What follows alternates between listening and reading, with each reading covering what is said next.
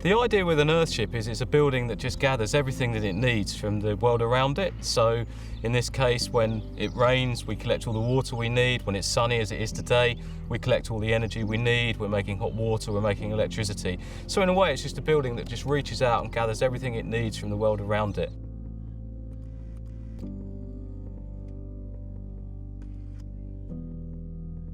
This is the entrance to the Earthship, and here we have a grey water planter. So the wastewater from the kitchen sink and the shower and the bathroom and so on flow through here. And the plants love it because they're getting lots of light that's coming in, and then they're getting lots of nutrient-rich water that flow through underneath. So you can see that they grow quite happily and abundantly.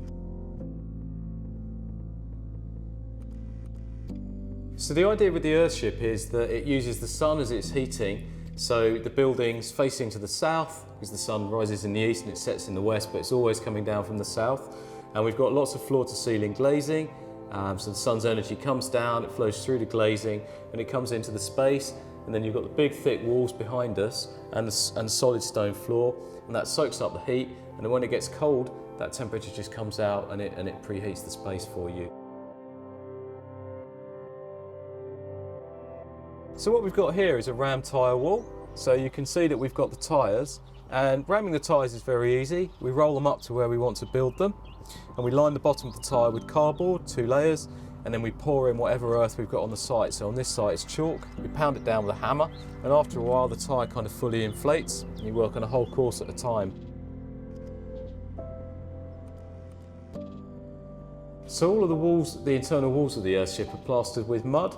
So it's just a mix of clay and sand and chopped straw, all popped in a bucket, all mashed up together, and then just skimmed straight onto the walls. It's a really nice kind of low impact, sort of low skill, non-toxic way of plastering your house, really.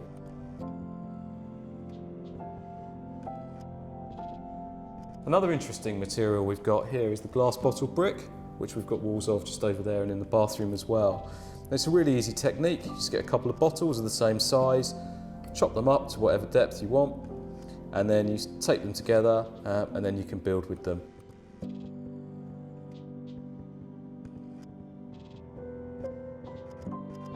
So what we have up here is all of our solar panels, and these are kind of the heart of the electrical systems.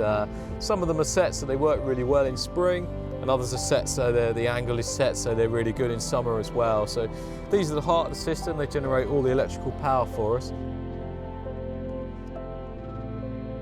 These are the rainwater harvesting tanks. All the water falls onto the roof, and then it flows down the gutter through a couple of filters, and then it flows through to here.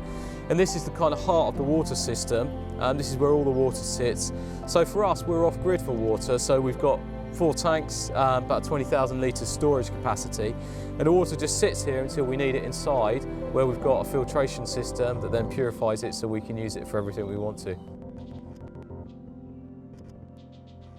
There's a lot of people out there that want to self-build their own houses. At the moment, most houses are supplied by very large companies, and their main interest is making profit, making money, whereas most people's interest in housing is providing for themselves and their family somewhere safe, somewhere healthy, and somewhere affordable to live in.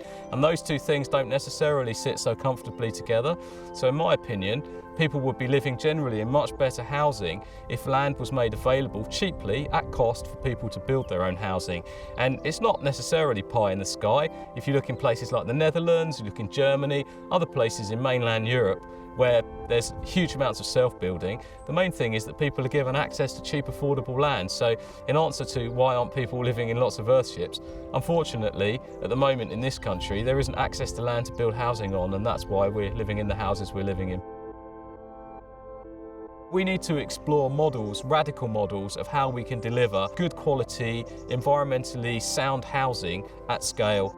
We don't need to accept just bricks and mortar, 2 up, 2 down, bog standard, very boring, uninspiring buildings. It's the only way we can make housing. Hopefully Earthships inspire people and show people that there are other ways to house themselves.